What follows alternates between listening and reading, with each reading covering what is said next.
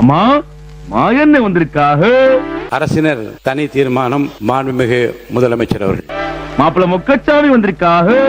நான் உங்களுக்கோசம் சேஞ்ச் பண்ணிக்க முடியாது, நான் இப்படிதான் பேசுவேன். மற்றும் நம் உறவினர்கள் எல்லாம் வந்திருக்காக. வேளாண் பட்ஜெட்ல மாற்றம் இருக்குமா என்று ஆவலாக படிச்சு பார்க்கும்போது மாண்புமிகு உறுப்பினர் வந்து போற போக்கில் அப்படியே நகைச்சுவோடு இரியா அதான் எல்லாம் வந்திருக்காங்கல்ல, அப்புறம் எதுக்கு எடுத்தாலும் கூவிக்கிட்டு இருக்க. முதல்ல பொண்ணை வர சொல்லியா. மாமா மின்னல். தமிழ்னா விருந்தோம்பல், சுருக்கமா சொன்னா தமிழ்னா கெத்து, தமிழ்னா பவர்.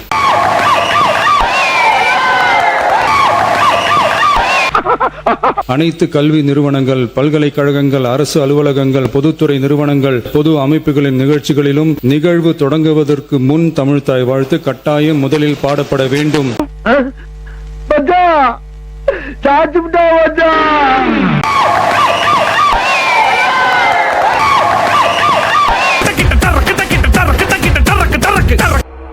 ஆரம்பிக்கலாங்களா?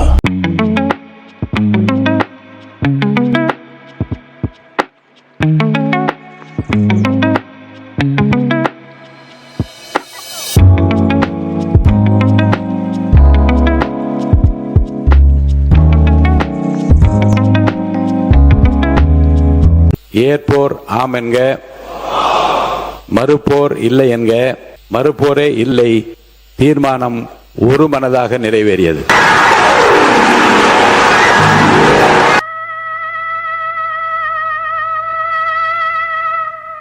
சமயம் தமிழ்நாட்டின் பினான்சியல் பொசிஷன் சரியில்லாமல் இருந்தாலும் விவசாயிகளின் நலனை பாதுகாக்க வேண்டும் என கருதி வரலாற்றில் இல்லாத அளவில் மாநில அரசின் நெல் மற்றும் கரும்புக்கான ஊக்கத் தொகையை அதிகரிக்க முடிவு செய்துள்ளோம். எங்கேயா இருந்த இவ்வளவு நாளா?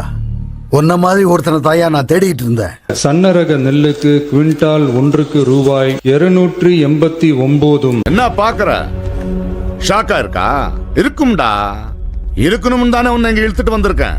மற்றும் பொது ரக நெல் ஒன்றுக்கு ரூபாய் 159, பொது ரக நெல் ரூபாய் 2600 என வழங்கப்படும். என்னடா சொல்ற?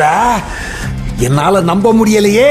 மாநில அரசு நெல்லுக்கான ஊக்கத் தொகையினை 156 ரூபாய்க்கு மேல் உயர்த்தி வழங்குவது வரலாற்றில் இதுவே முதல் முறையாகும். அதான் பிரில்லியன்ஸ், புத்திசாலிதான்.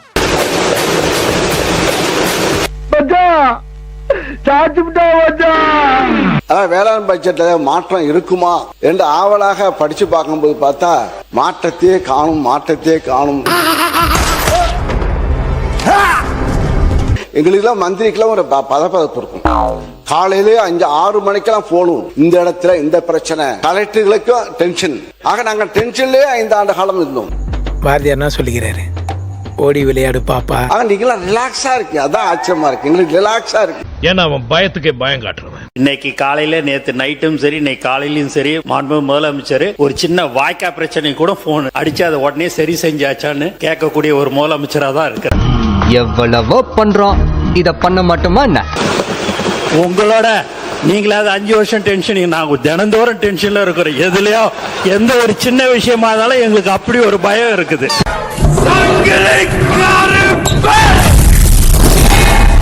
மாண்புமிகு அமைச்சர் பிஸியா தான் இருக்கார். அவர் பிஸியா இருக்கார். இவனை பில்டப் பண்றான், இவன் பாட்டு அவனை பில்டப் பண்றான். என்ன நடக்குது? என்னங்க எனக்கு ஒண்ணுமே புரியல. அதுதானப்பா எனக்கும் புரியல. கட்சி தொண்டர் அவர் பார்த்து புதுசாக வந்த இயக்கம் இனிமேல் தான் உங்களுக்கு தெரிய போகுது. என்ன மிரட்டறியா? பாருங்க, பேசுவது எளிது, ஆக நடத்தும் போதுதான் தெரியும் கஷ்டங்கள். கிடைக்கிற கேப்ல எல்லாம் ஆப்பு வைக்கிறியே சிவாஜி. பாருங்க, இன்னும் கொஞ்சம் 3 மாசம் தான் ஆயிருக்கு. அவனை பார்த்தா பொறி மாதிரி இது. எதுக்கு வம்பு? வா வந்து ஆட்டோல ஏறு. அவன் கிடக்குறான்டா மயிராண்டி. நீ ஓரமா நின்னு ஃபைட்ட வேடிக்கை பாருடா. விவசாயிகள் போராட்டம் இல்லாமலே 5 ஆண்டு காலம் வாழ்ந்தார்கள். அதை பாராட்டணும். அதெல்லாம் ஒரு தொழில் ரகசிய ஐயாச்சாமி. அமைச்சர் பெருமக்கள், நேரு பெரிய விவசாயி, மாடெல்லாம் வளர்க்கிறாரு. விவசாயம் வாழை, தென்னை மரம், எல்லாம் நெல்லு. என்ன பழக்கம் அது? என்ன பழக்கம் இது? கம்பெனி சீக்கிரத்தை வெளியே சொல்லாதடா. வேலு அவர்கள் டிராக்டர் ஓட்டுவார், புதிய அண்டை வெட்டுவார், வயல்ல அண்டை வெட்டுவார். என்னை வச்சு காமெடி கிமெடி பண்ணலையே.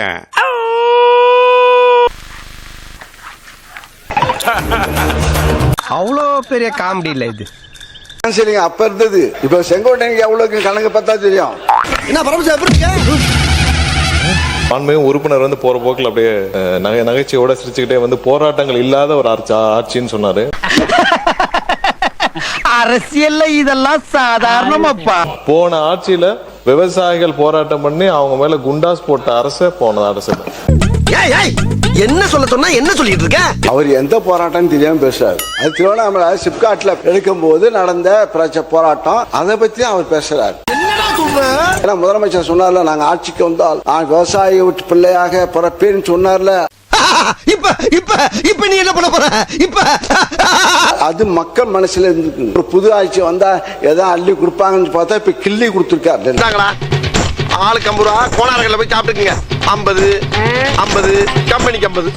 பட்டி தரேன் என்ன 50 ரூபாய் தரேன். நாங்க 2550 ரூபா கொடுத்தோம் நெல்லுக்கு விலை. இப்ப 2750 ரூபா கொடுத்தோம். 200 ரூபாய் ஏற்றி கொடுத்துருக்காங்க. என்னடா புத்தாட்டது? டன்னுக்கு 4000 ரூபாய் கொடுத்த சரித்திரம் முதலிலே தமிழ்நாட்டில் நடைபெற்றிருக்கிறது என்பதை நீங்கள் உணர்ந்திருக்க வேண்டும். உங்களை காட்டிலும் 2 மடங்கு உயர்த்தி இருக்கிறார்கள். அண்ணன் நீங்களா இந்த கேசரி பேண்ட்ல அப்படியே அமிதாப் பச்சன் மாதிரி இருக்கீங்க. ஆகவே ஒரு வரலாற்றை இன்றைக்கு தமிழ்நாட்டில் படைத்திருக்கிறார் என்பதை நாடு அறிந்து கொண்டிருக்கிறது. உங்களுக்கு தெரியவில்லை என்பதுதான் வேதனையாக இருக்கிறது. தெரிஞ்சுதான் தேர்தல் அறிக்கை தயார் பண்ணும். RBI வந்து நீங்க பணம் தள்ளுபடி சொல்ற 6000 கோடியை 3 மாசத்தை நீங்க கட்டி ஆகணும். கொஞ்சம் என்ன பார்த்து பேசுங்க, என்ன பார்த்து சொல்லுங்க. டேஞ்சரஸ் ஃபில்லோ, இவனை கேர்ஃபுல்லா தான் ஹேண்டில் பண்ணணும். அதே போல சென்னையில இங்க சொல்றேன், இங்க முன்னாள் விவசாயி தான்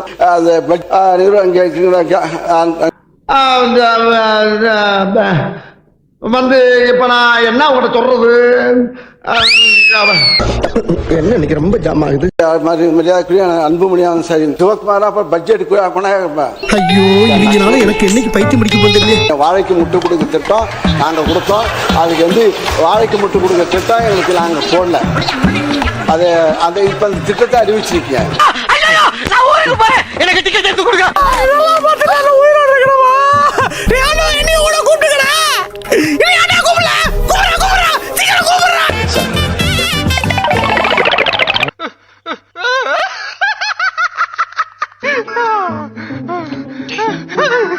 மாண்புமிகு உறுப்பினர் அவர்கள் வந்து எவ்வளவு அழகாக ஒரு திரைக்கதையை தயார் பண்ணுவாருன்னு நான் இன்னைக்கு தான் தெரிஞ்சுக்கிறேன். அதுக்கு என்னங்கிறப்ப அழகான திரைக்கதையெல்லாம் பேசிட்டு இருந்தார். விவசாயிகள் மகிழ்ச்சியாக வாழ்ந்தார்கள் 5 ஆண்டுகள்ல போற போக்குல ஒரு திரைக்கதை வசனம் ஒண்ணு சொன்னாரு. அவ்வளவு வெறி மாப்பிளைக்கு யார் யாரெல்லாம் விவசாயிகள்னு சொன்னாரு. எல்லாரும் விவசாயிகள் அண்ணன் ஒவ்வொருத்தரை பத்தியும் சொல்லும் போது ஒரு முக்கியமான விவசாயியை மறந்துட்டாரு.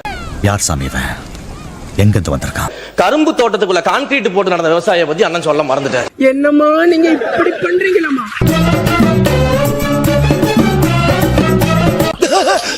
என்ன தேர்றாங்க?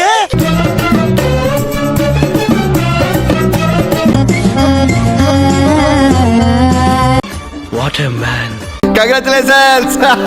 இவங்க சொல்ற கதையெல்லாம் எப்படி இருக்குதுன்னா, சர்க்கரையை எறும்பு தின்னுருச்சு, சாக்க கரையான் தின்னுச்சுன்னு சொல்ற மாதிரி இருக்குது ஒரு கதையெல்லாம்.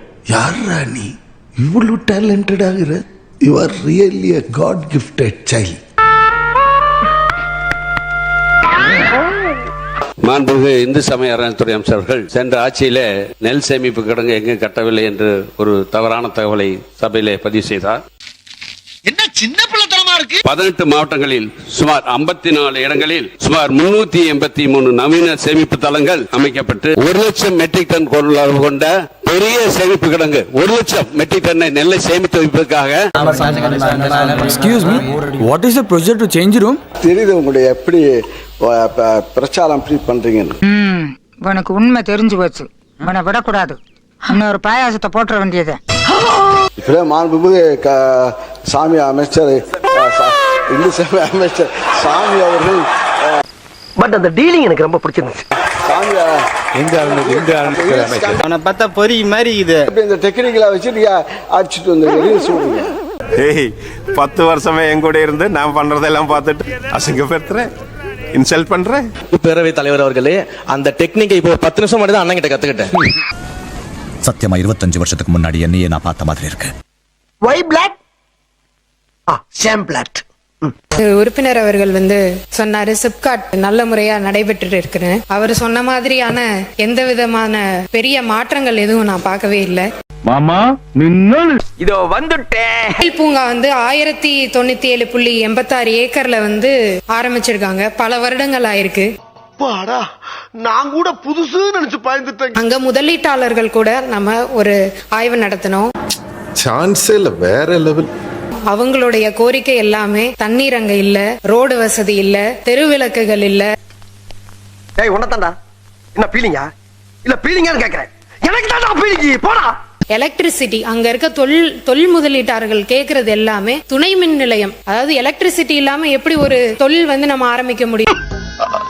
எவ்வளவு முக்கினாலும் நடக்காது. ஆய்வு நடத்தின உடனேயே நீர் வழங்குறதுக்காக காவிரி நீர் வழங்கல் திட்டத்தின் மூலமா அனைவருக்கும் நீர் வழங்கியிருக்கும். இதெல்லாம் நம்புற மாதிரியாங்க இருக்குது. நம்முடைய இண்டஸ்ட்ரீஸ் மினிஸ்டர் சொன்னாங்க குடிதண்ணீர் நாங்க கொண்டு வந்து கொடுத்துட்டோம்னு சொன்னாங்க. கிட்டத்தட்ட ஒரு 90 நாளையில அவ்வளவு பெரிய திட்டத்தை நிறைவேற்றக்கூடிய நல்ல அமைச்சர் தான். ஏன்னா நாங்க ஏற்பாடு செய்யாம அந்த குடிதண்ணீர் நீங்க 90 நாள் அங்க கொண்டு வந்திருக்க முடியாது. ஒத்துக்கிட மனசு இல்லைனாலும் அதான் நேசம். பொன்னண்ணையாரை பத்தி நம்முடைய அமைச்சர் சட்டமன்ற உறுப்பினர் சொன்னார். பொன்னண்ணையார் டேம் உருவாக்குனதே கலைஞர். குழந்தை எவ்வளவு பார்த்திருப்பேன். நீங்க 90 நாளைக்குள்ள எல்லா வசதியும் செஞ்சு கொடுத்தா ரொம்ப சந்தோஷம் தான். அவ்வளவுதான் நம்மள முடிச்சு விட்டீங்க போங்க. நீங்க கத்துனீங்கன்னா நானும் கத்துவேன். கொஞ்ச நாளாகவே உருவ கேலி பண்றது, ஜாதி ரிலேட்டடா பண்றது, பெண்கள் ரிலேட்டடா பண்றது, இப்ப மொழி ரிலேட்டடா வந்துட்டாங்க. எனக்கு ஒரு மொழி என்னோட கிறிஸ்டியானிட்டி கத்து கொடுத்திருக்கு. அன்பு மொழி, அமைதி மொழி, இரக்கத்தின் மொழி. நீங்க சம்பந்தமே இல்லாம இந்த உறவு கேலி பண்றது கிட்டத்தட்ட 15,000 கோடி ரூபாய் ட்ரெஷரிக்கு வந்திருக்கு 65 டேஸ்ல மட்டும்.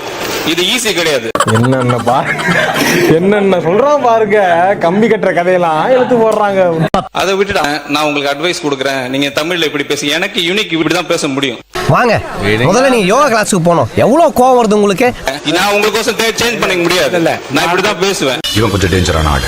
மக்கள் புரிந்து கொள்ளுகிற வகையில் நீங்கள் நன்றாக தான் பேசினீர்கள். அதோட பிரச்சனை முடித்து. ஏண்டா டேய், எனக்குன்னே வருவீங்களாடா? ஏன்ட்ட சரசம் பண்றக்கே வாட்டாப்பே உங்களை பெற்றுறாங்களா?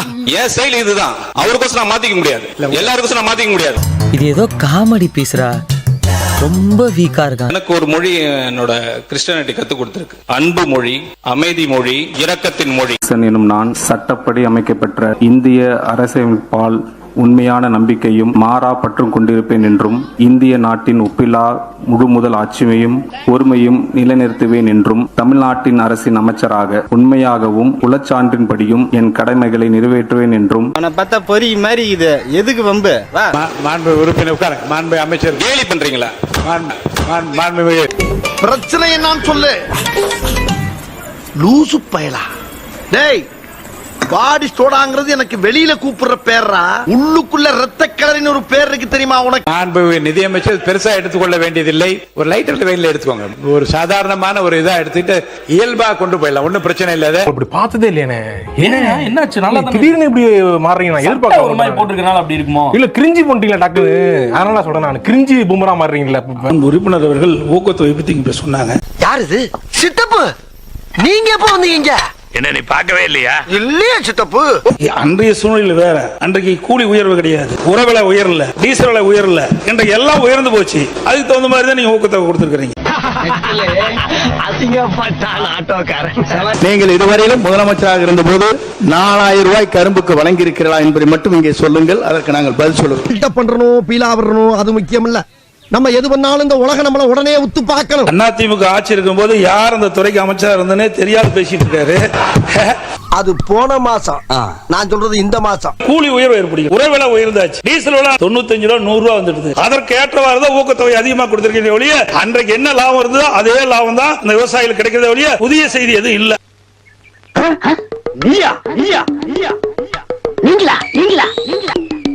ஒரு மந்தையில் இருந்து 2 ஆடுகள் வேறு வேறு பாதையில் போய்விட்டன. இரண்டும் சந்தித்த போது பேச முடியவில்லையே. ஆடு எப்படி பேச? டேய் டேய் டேய் இங்க பாரு, நீ யாருன்னு எனக்கு தெரியும், நான் யாருன்னு உனக்கு தெரியும். 10 நிமிடத்துக்கு தயார் செய்து கொண்டு வந்தால் 10 நிமிடத்தில் முடிக்க வேண்டும் என்று வைத்துக் கொள்ள வேண்டும். நானே பெல் அடித்து உட்காருங்கள் என்று சொல்லி தாயப்படுத்தி உட்கார வைப்பது என்பது கூட ஒரு கண்ணியமான நடத்துதலாக இருக்காது என்று நான் கருதுகின்ற காரணத்தினால்